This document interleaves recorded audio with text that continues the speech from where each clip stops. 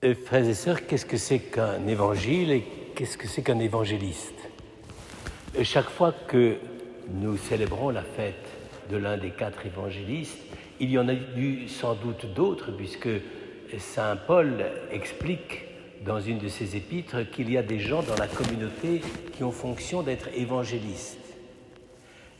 Ça veut donc dire que c'était, je n'ose pas dire un métier, mais en tout cas une fonction nécessaire dans la plupart des églises.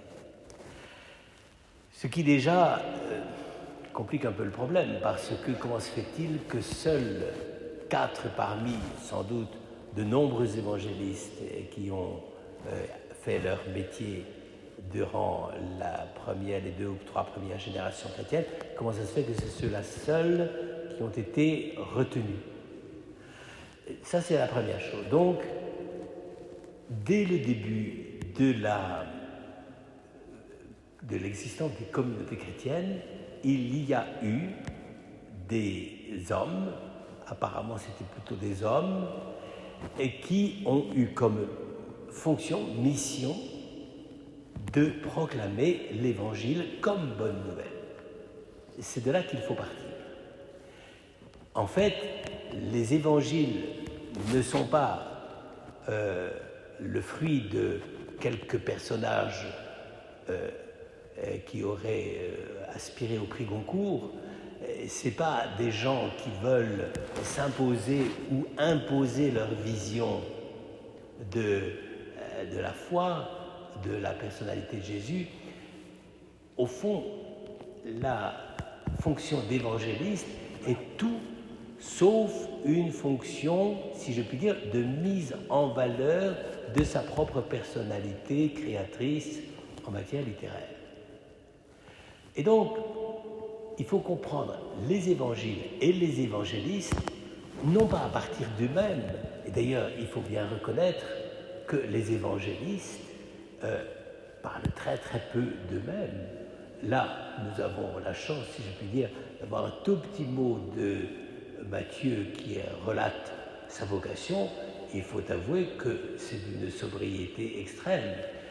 Je crois que n'importe quel romancier ou romancière moderne, s'il voulait parler d'un sujet qui lui est très très cher, sa subjectivité envahirait beaucoup plus le champ de l'ouvrage littéraire. Donc, une sorte, j'allais dire, de sobriété, de dépouillement. Pourquoi? Parce que ce sont des hommes qui ont reconnu que la parole qu'ils devaient annoncer n'était pas la leur et était pour d'autres. Et que, si je puis dire, la richesse de leur talent et de leur personnalité passait, pour ainsi dire, en très très second plan. Donc, une parole dépouillée. Et en même temps, un sens de la créativité absolument extraordinaire. Car on peut regarder dans la littérature ancienne, qu'elle soit juive ou qu'elle soit païenne, on n'a pas beaucoup de biographies. C'est d'ailleurs assez intéressant parce que la plupart du temps, quand on a des biographies dans le monde grec, c'est 1 ou 2 siècles après. C'est comme ça. Et donc, ça veut dire que dès le départ, on a été tout à fait face à une exigence objective. Il fallait annoncer la bonne nouvelle du salut, mais ceux qui étaient missionnés par cela, car ils n'avaient pas pris eux-mêmes l'initiative, ceux qui étaient missionnés pour cela savaient d'une part qu'ils n'allaient pas simplement expliquer, comme on dit aujourd'hui, leur témoignage. C'est toujours assez fatigant, surtout à la télévision, quand vous interrogez quelqu'un sur un sujet, on a l'impression qu'en réalité, le sujet passe toujours au second plan par rapport à ce qu'il a envie de raconter de lui-même. Et il y a comme ça un certain nombre de vedettes de la télévision qui sont, si je puis dire, très fatigantes, parce que, j'allais dire, on est sûr que chaque fois qu'ils ou elles seront sollicités pour donner leur avis sur un problème, on est pratiquement sûr que ce sont d'abord leurs idées à eux ou à elles qui doivent être communiquées. Eh bien là, c'est exactement l'inverse. Et d'ailleurs, c'est ce qui fait, si je puis dire, l'attrait d'un évangile comme Saint Matthieu, mais les trois autres aussi.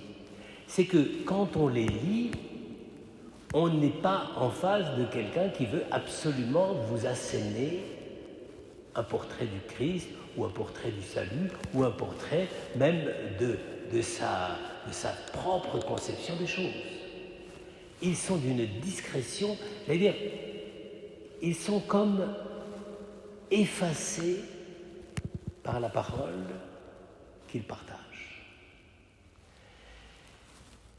C'est quand même assez intéressant, parce que je trouve qu'aujourd'hui, dans le monde actuel, chaque fois qu'on veut essayer de comprendre ou de faire comprendre comme croyant ce que l'on croit, la plupart du temps, ça vire toujours au témoignage personnel. On veut raconter ce qu'on est, ce qu'on pense, le ressenti. Vous pouvez lire les évangiles, hein, le ressenti de Jean, ou le ressenti de Marc, ou le ressenti de Luc et de Matthieu, il est plutôt, format minimal. Hein. Et précisément, c'est dans la mesure où ils ont cette espèce de sobriété face à la réalité de l'évangile, l'annonce du salut, annonce et qui n'est pas motivée par eux-mêmes.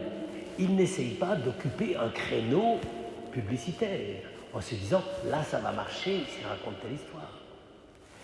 Au contraire, ils sont là et ils essayent de témoigner d'une parole qui ne vient pas d'eux-mêmes et qui vient, et la plupart du temps d'ailleurs, ils ne s'en cachent pas. Saint Luc, au début de son évangile, dit « Puisque beaucoup ont entrepris de parler des faits et gestes du Seigneur, moi aussi, je me suis renseigné. » Donc, on ne peut même pas dire, si je puis dire, que c'est de première main. C'est même pas un effort de création, même s'ils ont beaucoup créé. C'est une sorte de dépouillement. Frères et sœurs, je pense que fêter les évangélistes et les évangiles, c'est à ça que ça devrait nous amener. Comment se constitue notre propre rapport à la parole de l'Évangile? Est-ce que c'est quelque chose où nous voulons absolument mettre du nôtre, de notre sensibilité, de notre manière de voir, de nos idées, de notre confrontation avec la culture moderne?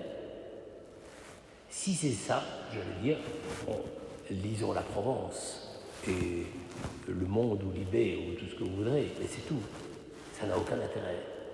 Mais précisément, dans la mesure où ils ont fait cet effort de dépouillement pour précisément dire quelque chose qui ne venait pas d'eux-mêmes, qui s'était évidemment adressé à eux, mais qu'ensuite ils devaient retransmettre comme s'adressant à d'autres. C'est-à-dire, on est très très très loin de toutes les méthodes aujourd'hui de certains interprètes littéraires qui veulent absolument mélanger complètement la personnalité d'un auteur avec son œuvre. C'est exactement l'exercice inverse qui est dans le cas des évangiles. C'est pour ça d'ailleurs que, j'allais dire, ça permet d'innombrables commentaires, puisque précisément, dans la manière dont ils ont eu de raconter les choses, ils n'ont pas complètement encerclé le sujet. Ils l'ont apporté, ils l'ont livré, mais précisément dans ce souci qu'au moment même où ils le livraient, ils ne mettaient pas la main dessus. Bien au contraire, ils laissaient les lecteurs pouvoir découvrir eux-mêmes ce qui était en cause dans ce qui dépassait les évangélistes eux-mêmes. Ça devrait nous apprendre, si je puis dire, à être évangélistes. Et personnellement, je regrette un tout petit peu que notre monde actuel et notre Église actuelle ait toujours un peu la manière de prendre prétexte des textes évangéliques pour s'épancher soi-même et dire, comme je vous le disais tout à l'heure, son ressenti. C'est non seulement inutile, c'est très fatigant et des fois, ça peut nous perdre nous-mêmes dans notre propre considération de ce qu'est Dieu pour nous et de ce qu'il devrait être pour les autres.